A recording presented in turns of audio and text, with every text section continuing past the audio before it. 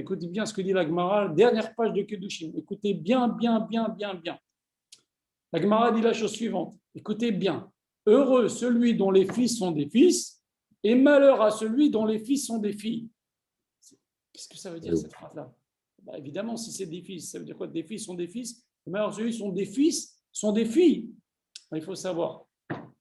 David Amelech, il a dit à Kadosh Baruch Hu, Assez imanu ot letova.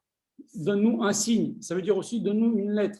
En vérité, vous savez bien que les Chachamim nous disent qu'il y a 600 000 lettres dans la Torah qui correspondent aux 600 000 âmes des Juifs qui sont sortis d'Égypte. Mais si on compte d'abord, il y a longtemps qu'on n'est plus 600 000 Juifs, on est bien plus, 10 fois plus que ça, hommes en tout le cas. Et dans la Torah, il n'y a pas 600 000 lettres, il y en a 307 000 ou 304 000. Alors, qu'est-ce que veut dire toutes ces choses-là? Alors, il faut savoir qu'un Juif, s'il fait bien la Torah et les mitzvot, la source de sa neshama, elle est sur une lettre qui est dans le Sefer Torah. C'est ça.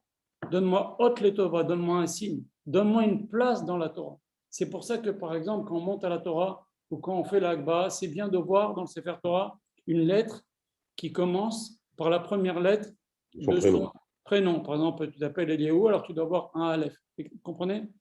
Et donc, chaque juif qui fait bien la Torah, il a une lettre dans le Sefer Torah. C'est sa lettre, c'est le shoresh de sa neshama, la source de sa neshama. Et des fois, on dit, voilà, mais plusieurs personnes, ils ont la même source de la neshama. C'est parce qu'ils ont tous, leur source, leur vitalité, elle est dans la même lettre dans le Sefer Torah. C'est pour ça qu'on dit, ils ont le même shoresh neshama. D'accord? Ça, c'est les hommes. Maintenant, un homme qui ne fait pas bien la Torah, d'où il prend sa vitalité? Eh bien, des espaces qu'il y a entre les lettres. Il y a des blancs entre les lettres, entre des parachutes, il y a des blancs.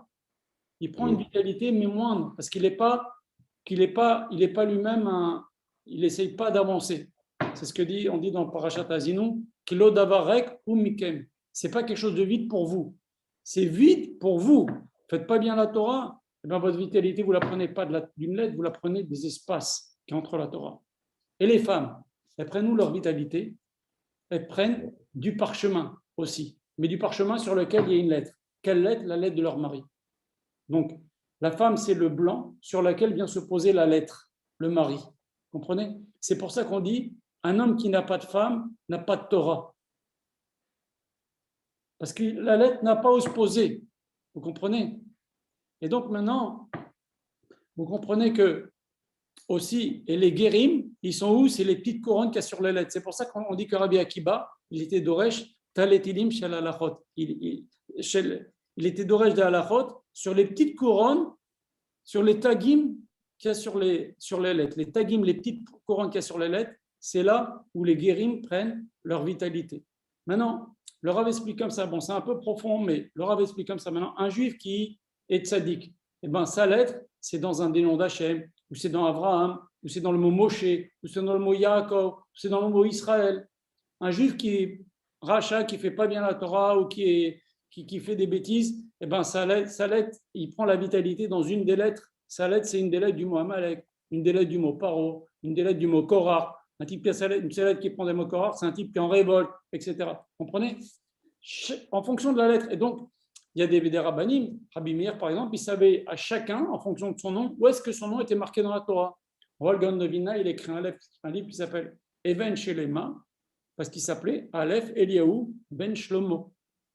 Il savait que son passage dans la Torah, c'est le mot Even Shlema. C'est un contrepoids honnête, entier. Donc, chaque juif, il a une lettre dans la Torah. S'il fait bien la Torah, il y a plusieurs juifs qui peuvent prendre leur vitalité de la même lettre. C'est ça ce qu'on appelle Shoresh Neshama. Maintenant, que veut dire cette phrase? Une fois qu'on a compris tout ça, cette phrase elle va être claire maintenant. Heureux celui dont les fils sont des fils. C'est-à-dire que ces fils, ils ont une lettre dans la Torah. Ils ne prennent pas leur vitalité des blancs.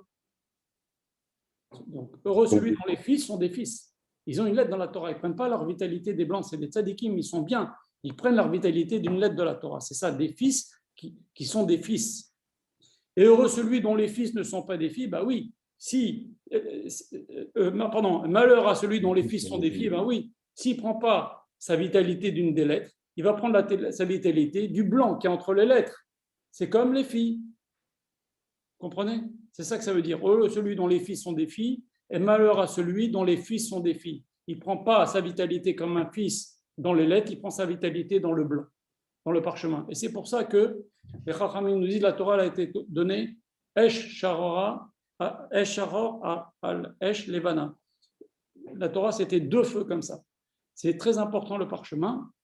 Et la femme, justement, elle a besoin d'avoir un mari pour avoir aussi justement sa vitalité. Et c'est pour ça aussi que quand il y a un Sefer Torah Chas v'Shalom qui est dégradé, Chas v'Shalom, qui arrive quelque chose de mal à un Sefer Torah, on doit faire 2 kriyas. Une kriya pour les lettres noires, une kriya pour le parchemin. Voilà. Donc, est-ce qu'il y a encore d'autres questions ou je termine le cours ici? Sur ce que tu as dit, j'ai une question. Parce que si tu dis, dans ce verset qui dit que malheur à celui qui a des fils qui sont des filles, on est obligé de rajouter après le mot fille. Non, heureux celui dont les fils sont des fils. Ça, d'accord. Et malheur à celui dont les fils sont des filles. C'est-à-dire son fils, il n'a pas une lettre de la Torah. Sa vitalité, il prend des blancs ou des espaces comme les filles. Si tu dis malheur à celui dont les fils sont des filles, on serait presque obligé de rajouter célibataire au mot fille. Parce que si tu dis que j'ai dit des filles, je n'ai pas dit des femmes. Ah, on est d'accord. Hein. Parce que les femmes qui sont mariées, elles sont le support. Elles ont la vitalité. Elles ont la vitalité du blanc, la lettre du mari qui est dessus. Et tout est parfait. C'est pour ça qu'on y a un homme qui n'a pas, je l'ai dit tout à l'heure, un homme qui n'a pas de femme n'a pas de Torah. Pourquoi? Parce que sa lettre est malade. Il n'a pas de position. Voilà. On va arrêter le cours ici. Donc, le cours, il va être visible sur YouTube, si Dieu veut, dans pas longtemps. Je le mettrai de toute façon le lien sur le groupe. N'hésitez pas à revoir le cours. Souvent, les gens m'ont dit qu'en revoyant le cours, ils retiennent plus, parce que Blainara, les cours, je crois, sont riches. Donc, on peut oublier. En revoyant, on peut retenir mieux. Et si le cours vous plaît, n'hésitez pas à transmettre le lien YouTube autour de vous. Vous voyez, il y a peut-être des gens autour de vous qui pourraient aimer le cours, alors transmettez-leur. En tous les cas, ce que je peux vous dire, c'est que le Rav veut